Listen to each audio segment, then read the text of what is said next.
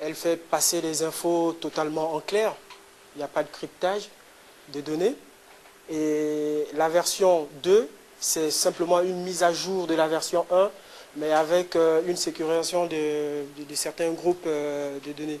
Et la version 3, elle, c'est la plus sécurisée et la moins utilisée aujourd'hui. C'est la plus sécurisée parce que au niveau de cette version, on a le cryptage des données, on a l'authentification, donc pour pouvoir, il faut que les deux communicants sachent qui émet la requête et qui donne la réponse. Donc voilà, à ce niveau. Mais aujourd'hui, les plus utilisées, ça reste les versions 1 et 2 encore. La troisième, elle n'est pas encore totalement, elle n'est pas vulgarisée comme les deux premières. Donc voilà, je passerai la parole à Régis, qui va vous entretenir sur la MIB. Alors bonjour, rebonjour. Alors je vais vous parler de la MIB. En fait, ce qu'il faut savoir, c'est que chaque équipement d'un réseau, donc, que l'on désire superviser, comme les routeurs, serveurs, switch, hub, ils contiennent des objets manageables. En fait, ces objets manageables, ils vont être très importants pour nous lors de la supervision, parce que déjà d'une, ils contiennent des informations qui vont nous intéresser lors de la supervision. Donc ces informations, elles peuvent être de plusieurs types. Hein. Ça peut être par exemple des statistiques sur les performances du matériel. Ça peut être aussi des fichiers de configuration ou des infos notamment sur le matériel qu'on désire superviser. Ou encore même, je dirais, comment dire, en fait, n'importe quel objet manageable qui influe directement sur le comportement de l'objet en question. Donc, qu'est-ce que signifie MIB? Comme vous pouvez le lire là, Management Information de Base. En fait, c'est une sorte de base de données arborescente qui contient en fait toutes les informations que l'on désire, toutes les informations que l'on souhaite pour pouvoir superviser.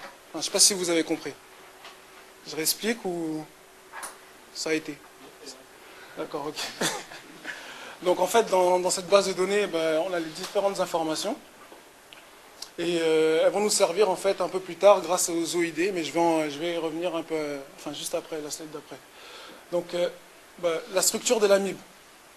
Donc comme je vous ai dit, c'est une base de données arborescente.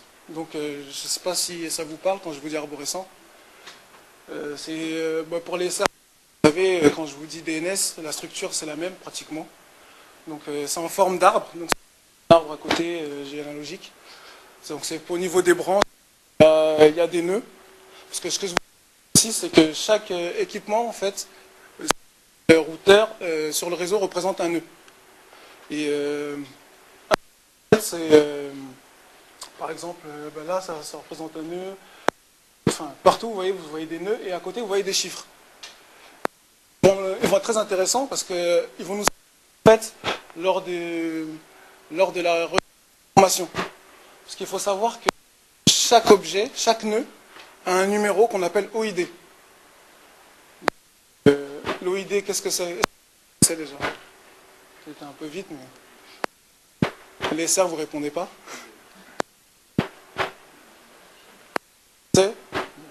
Mais en fait, l'objet. Donc, je ne sais pas, pour nous tous, nous avons des cartes d'identité, numéro de carte qui nous sommes bien à chacun. Nous donnent toutes nos informations, numéro de sécu, si vous voulez. Là, c'est le Père Noël, mais bon, c'est un exemple. Et donc, qui nous sommes propres à chacun. Pour les équipements en fait, réseau, c'est pareil. ils ont un OID, c'est leur identifiant, qui leur sont propres à eux aussi. Et là, vous avez par exemple l'OID en fait, de la RAM, de la mémoire totale d'une machine. Donc comme vous pouvez voir, là vous avez la succession de chiffres, parce qu'en fait l'OID c'est quoi? C'est une succession de chiffres qui est séparée par les points, et en fait qui va nous servir à avoir en fait l'information exacte sur l'objet que l'on désire superviser. Donc comme je vous l'ai dit, chaque objet a son propre OID, et il faut savoir que l'AMIB en fait contient tous les OID.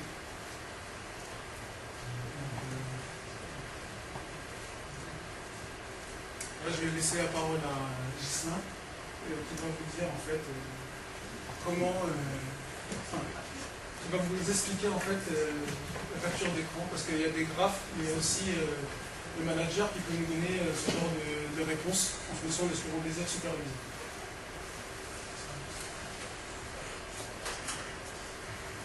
Donc, sur notre slide, nous avons un rendu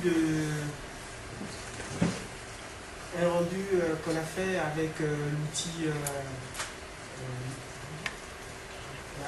Nagios. Donc là, on a tous les services ici avec leur état. Donc à partir de là, on peut regarder quel outil est fonctionnel, quel outil ne l'est pas, à quelle heure, le temps qu'il a pris pour le temps auquel il a été le temps auquel il a été interrogé, pour pouvoir savoir son état. Et hormis celui-là, on peut aussi émettre des graphes pour pouvoir connaître l'état d'un matériel. Par exemple, l'IRAM, je ne sais pas si vous êtes là sur le slide. Donc voilà, simplement. Je vais donc passer la parole à... Bon, est-ce que vous avez plus ou moins compris jusqu'à là ce dont il s'agissait? Si je vous pose la question, par exemple, pour les éléments importants qui servent à la supervision, qu'est-ce que vous pouvez me répondre comme... qu'est-ce que vous me donnez comme réponse? Qu'est-ce que vous avez retenu? S'il n'y a rien, c'est pas grave. Pas de réponse? Tu dis? La MIB. Ouais, la MIB, ouais. Ou encore? Les SNMP, j'entends, vous pouvez le dire plus fort. Hein. Ouais, Véro, SNMP. Ouais. C'est tout? L'OID, vous avez... C'est passé à côté?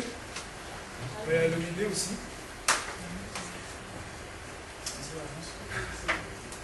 Puis il y a les nœuds, les équipements en fait, qui forment les nœuds sur le réseau. Donc en fait, pour résumer, ce qu'il faut savoir, c'est que en fait, le SNMP permet le dialogue entre les superviseurs et les agents. Donc en gros, si vous voulez, le SNMP, il sert de relais. Il sert de relais pour établir les va-et-vient en fait, entre l'agent et les nœuds. Voilà. Donc là, on va conclure.